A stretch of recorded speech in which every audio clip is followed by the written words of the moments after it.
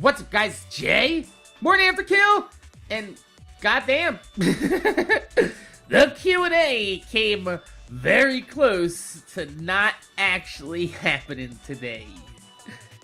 I woke up this morning clear out of a dead sleep, and when I rolled over again for like the second time in the last month and a half, the corner of my pillowcase caught my eyeball, and either a piece of dust got lodged up in there or it's another cut on my actual eye. But goddamn, this eye is killing me. It's still killing me. And I was gonna upload some early access footage of a game called Jalopy because I wasn't sure if I was gonna be good enough to get through a Q&A for today.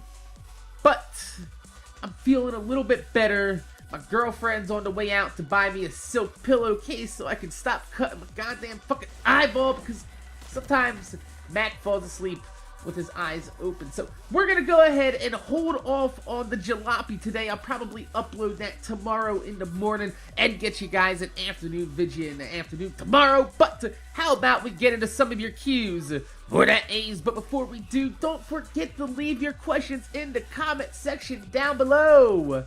Maybe a thumbs up on the video too.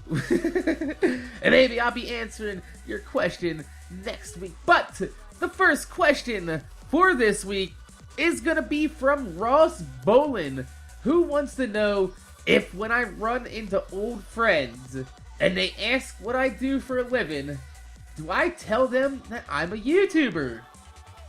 Now, I could easily answer this question pretty straightforward with the big old N to the hell motherfucking no, definitely not. And I know that seems weird to a lot of people that I kind of downplay the YouTube portion of my life, especially since a lot of YouTubers out there live their entire lives as a YouTuber. That is their entire identity. Go to conventions as a YouTuber, they interact with people as a YouTuber. Fuck! There's an entire crop of people that start YouTube specifically just because they want to be about that YouTube life. But I'm not really attracted to any of that lifestyle at all, really. And it's even harder when you try to explain to someone that has no clue how popular YouTube is or how people actually make a living doing it, which is like the case for 90% of the general population that aren't all about the internet like that. It's a conversation that I absolutely abhor having with people, just because they look at you like you're fucking dumb. Like, you know that puppy dog look when you're like, come here boy, come here, and he just looks at you with their eyes and he turns his head sideways. It's exactly the fucking look I'm talking about. They're like, so you play video games? That is correct. And you record them. That's right. And you talk about them on the recordings. And how does this make you money again? Ah, fucking Christ! So, I just avoid that entire awkward conversation, because in between all of those questions, you gotta insert like 3 or 4 or what did you say on my end, because I'm half deaf and of course I didn't understand a goddamn thing that they're saying. So I just avoid it, and I tell them, yeah, I'm a mechanic. I buy cars, I pull parts from a junkyard, I clean them up, I fix them, I sell them on the internet. You piece punch, Captain motherfucking Crunch, just make things really easy and simple in life, because it's just an awkward conversation with people that aren't well versed with how the whole YouTube monetization and ad revenue program works. So I keep that portion of my life to myself, and it keeps things a little bit simpler. You know, I'm Jay in my normal life, and MorninAfterKill stays on the internet. When I walk away from the computer, that's where MorninAfterKill stays. Easy peasy, lemon motherfucking squeezy.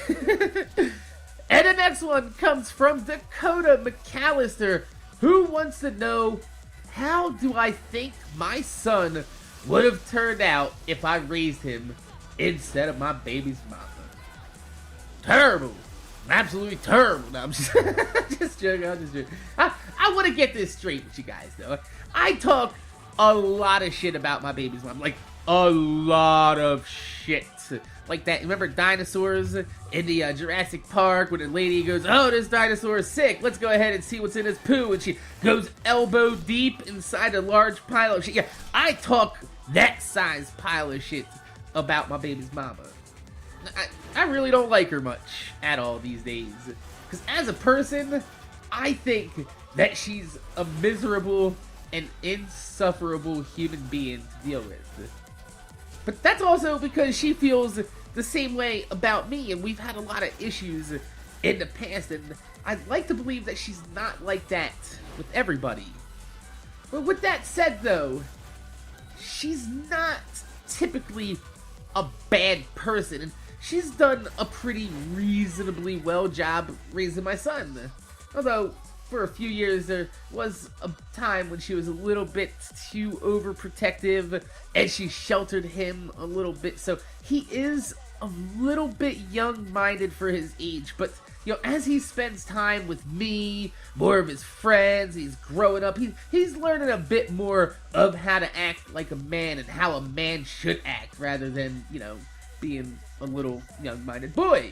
That's something that all kids struggle with growing up, is, you know, finding their own identity in life. So, not really gonna blame that on my baby's mama, although she did kind of help foster the overprotective shelterness just a little bit longer. Oh, it's been a while since Frankie Valli showed up in these Q&As. Oh, won't you stay just a little bit longer? That's the only good thing my fucking voice is for, is doing high-pitch falsettos. But I'm honestly glad that my son didn't grow up with me full-time. Legit! Like, I would have loved to have him there the entire portion of his life. I mean, let's be realistic. He's 12 years old, and I've only had my life together for a good 6 or 7 years now, which means that if I was his primary caregiver for the first 5 years of his life, he wouldn't have had half the shit or half the experiences that he's had growing up. He would have been poorer than a motherfucker, like I was as a kid. And while that can build character and instill values that you normally wouldn't have growing up in an everyday household, I'm grateful that my son didn't have to grow up paycheck to paycheck poor and possibly have resentment towards me because of it. So even though I talk shit about my baby's mama, she is a decent mother, and I'm grateful that she is. That brings us to this week's titular question from Wombo Combo. He wants to know if I have any advice on how to deal with social anxiety. This is a subject that I know a whole hell of a lot on. Not because, yeah, I'm all learned in the ways of the world. No, I know this from experience, because for those of you guys that don't know, I'm legit diagnosed with multiple different mental health disorders. Oh my god, Matt's fucking legitimately crazy. I've talked about this a lot, but yes, I do have a few mental health disorders. Most notably, I am diagnosed as bipolar, and I also have social anxiety disorders. Also, a bunch of other shit that you could tack on top there, but we're gonna go with the top two right there, bipolar and social anxiety disorder, because this is, you know, the topic subject at hand. It's a very big reason in my life why I stay away from large gatherings of people where I don't feel comfortable. It's not to say, like, you know, I can't go out in public at all. It's just some places I don't feel very comfortable. Eating in public is one of them. I do not go out in public or eat at restaurants. I can't do it. It's just not fucking possible. You know, it's a big reason why I have a hard time, keeping new friends that I meet, especially, once people find out that you're bipolar, they automatically assume, because they're uninformed, that it's just, oh my god, he's schizophrenic and he's gonna snap and stab us all, and they cut all ties loose from you. But, over time, you learn to just stop fighting against the current of your own mind, and you just go with the flow, Sometimes, if you're drowning, the best thing to do is just let the current carry you downstream. And I have my good days, and I have my bad days. Unfortunately, my bad days usually outweigh my good days. Usually have a lot more quantity of bad days than good. But part of my bipolar is when I'm riding high as fuck, so them good days. Them good days, baby. Let me tell you, but it is very easy to tell when I'm having a bad day, especially if you follow me on Twitter or if you ever been around to some of my live streams. I'm not very good with keeping my moods regulated, and it's something that I struggle with on a daily fucking basis. So, the fact that I sit here and I haven't missed a daily upload in over 4 years is absolutely mind-blowing amazing to me, because I've never had that type of consistency in my life.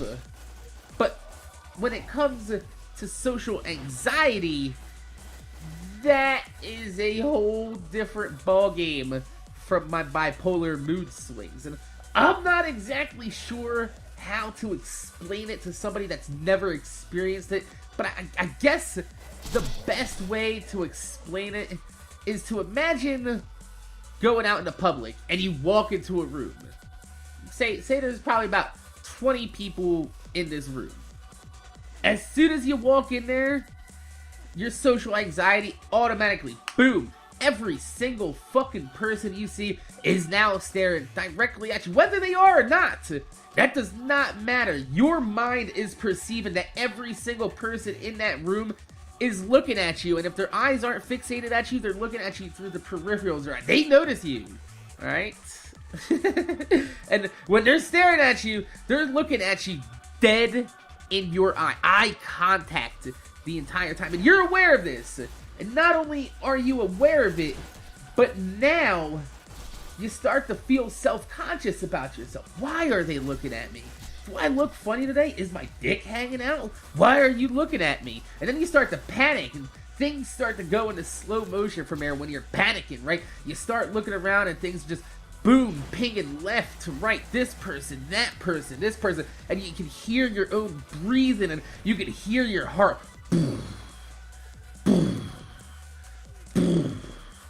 Louder, slower, and louder, pounding with each beat. And you start wondering, you're like, man, am I actually breathing heavy? Because you're hearing your breath with your heart going.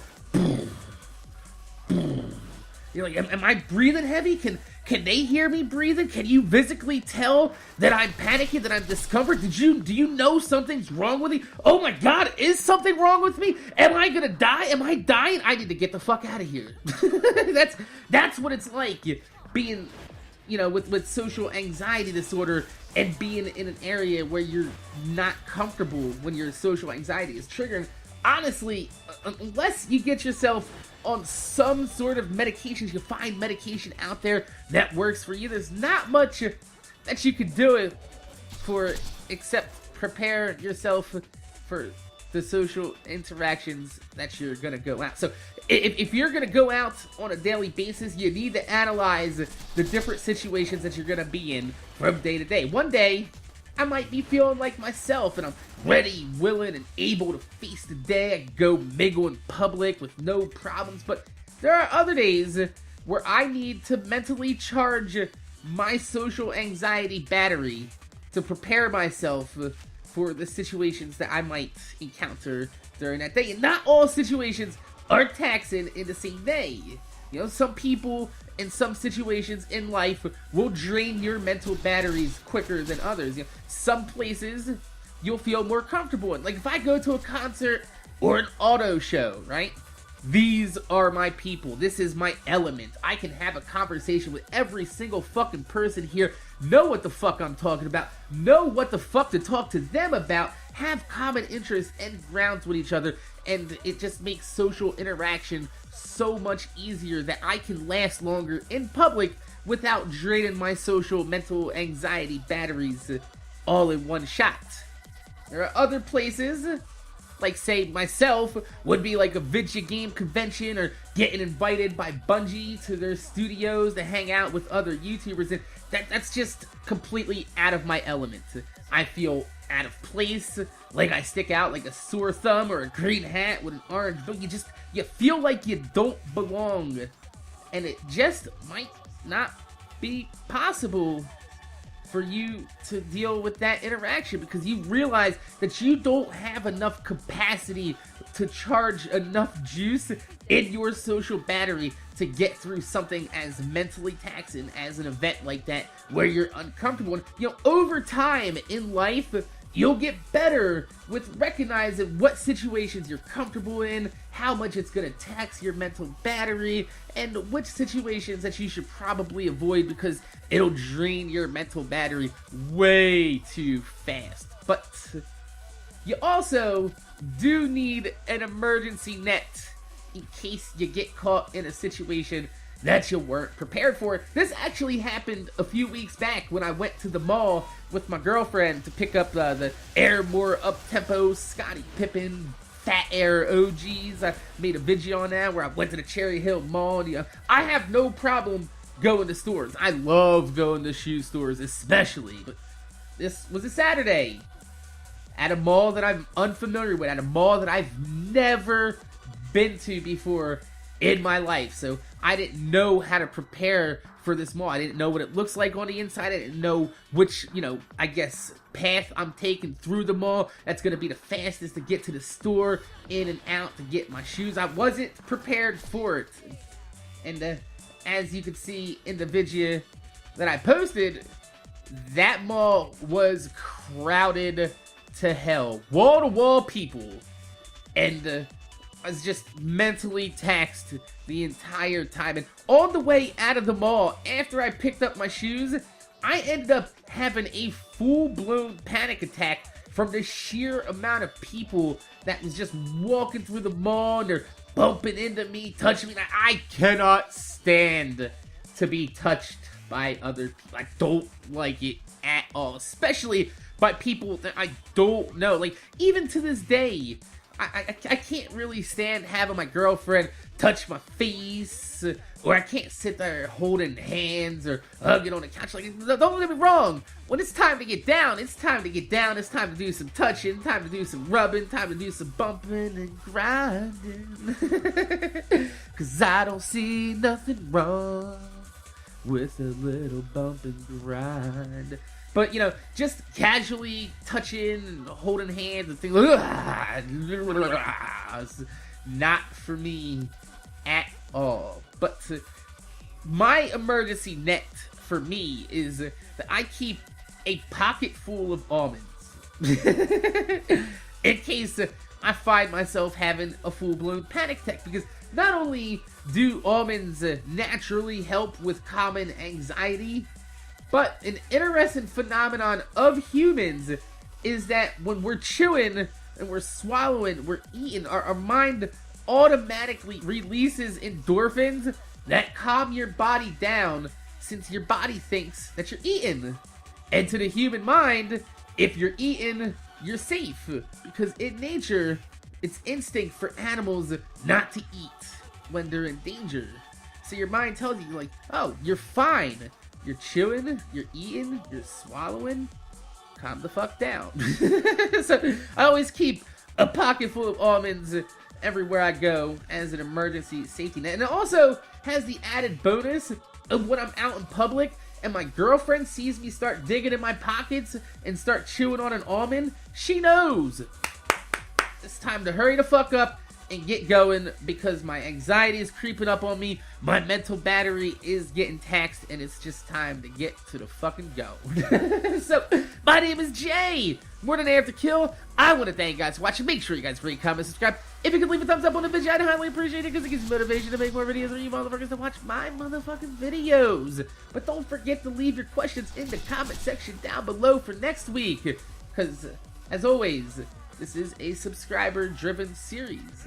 Without your cues, I can't give you a slice of that A. So make sure you leave a question in the comment section down below. My name's Jay, MorninAfterKill. Thanks for watching, and I'm gonna see you guys later.